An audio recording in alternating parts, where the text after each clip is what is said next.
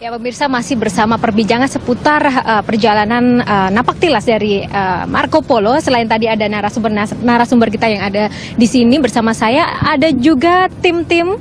Ini anggota-anggota tim ekspedisi Marco Polo yang nanti juga akan melakukan perjalanan. Ada 16 orang ya total yang akan melakukan perjalanan. Mereka juga telah bersiap secara mental dan fisik. Dan selain dari tim-tim ini juga perjalanan ekspedisi Marco Polo ini pun juga didukung oleh berbagai pihak. Khususnya di sini juga telah hadir dari pihak Pertamina. Ada Bapak Arifun ya, Bapak Arifun, selamat datang. Apa kabar Pak? Ya silahkan.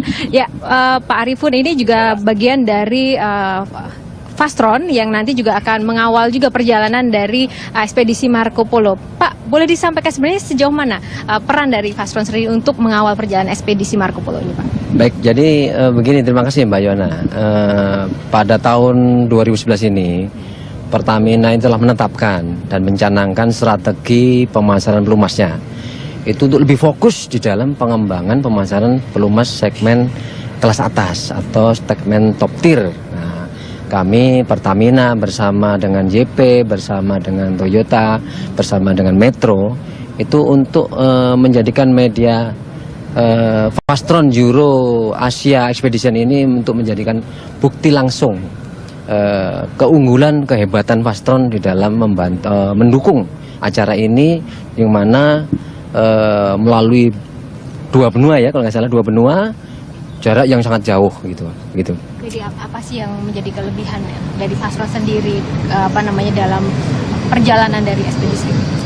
Jadi Fastron ini adalah pelumas yang unggulannya Pertamina, yang terbaik dengan sudah mendapatkan sertifikasi API tertinggi atau level mutu pelumas tertinggi, yaitu API SN, SAE-nya 5W30, dan telah mendapatkan approval dari Mercedes-Benz dan BMW gitu. Oke. Kemudian tadi ada pihak-pihak dari Fastron dan tentunya Pak Heru, sebenarnya dari pemerintah sendiri ada peran khusus nggak dalam mendukung acara ini Pak? Secara tidak langsung kantor Kemenekpora sama Budaya dan Pariwisata memberi sinyal untuk mendukung.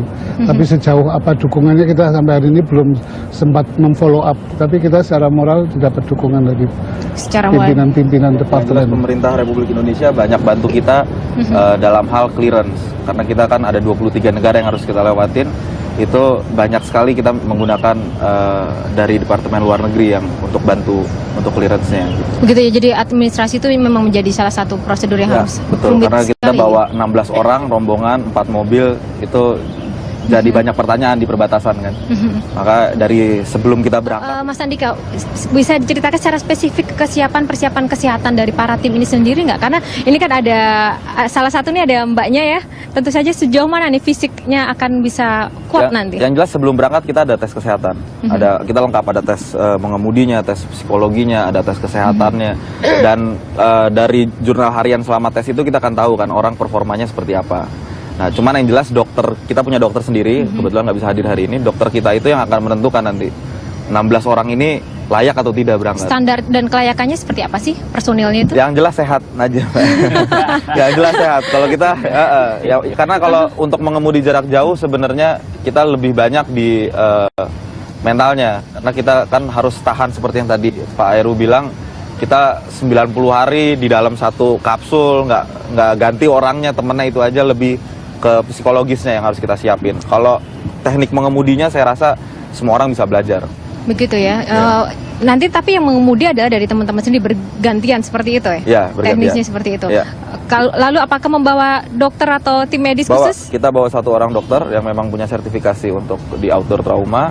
Kita lengkap Mbak, timnya kita ada 16 orang, itu ada total drivernya masing-masing mobil, kita ada 2 driver, 1 navigator sama 1 penumpang. Gitu. Itu penumpangnya termasuk dari Metro TV, termasuk dari ada mekaniknya Toyota ikut kita, termasuk ada penulis, ada Pak Tri, terus ada juga ada fotografer yang ikut kita juga. Jadi memang tim ini 16-16-nya 1 mobil 4 orang aja gitu. Oh begitu. Bang Tommy, ini kan suatu agenda kegiatan yang sangat menarik sekali ya. Dan mungkin jarang sekali ada di Indonesia untuk dilakukan momen-momen seperti ini. Sebenarnya seperti apa langkah-langkah yang selalunya didorong oleh mungkin pemerintah atau segala pihak untuk dapat menggairahkan kegiatan-kegiatan seperti ini? Karena itu Metro TV terpanggil untuk ikut mendukung acara ini karena kami melihat ini orang-orang yang punya idealisme yang luar biasa. Yang kedua, mereka akan membawa nama Indonesia.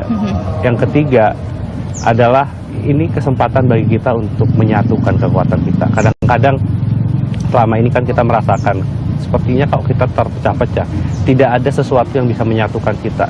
Apa yang bisa menyatukan kita? Yang menyatukan kita kalau ada pencapaian yang luar biasa. Dan saya melihat ini adalah tantangan. Sekali lagi, ini bukan sekali jadi, ini sebuah proses 3 bulan mereka akan berjalan. Walaupun sebetulnya kan ini agenda ini ya Pak Heru ya, sudah dipersiapkan sejak lama. Tadinya kita mengidealkan berangkat tanggal 1 Juni, finish tanggal 17 Agustus. Tetapi kan karena memang banyak hal yang memang harus diselesaikan, terpaksa kita mengubah strateginya. Bahkan strateginya kita sekarang jalan dari Jakarta ke Venice, tadinya dari London ke Jakarta. Kita start tanggal 17 Agustus, kita finish tanggal 10 November. Mengapa? Karena itu ada momen-momen yang luar biasa.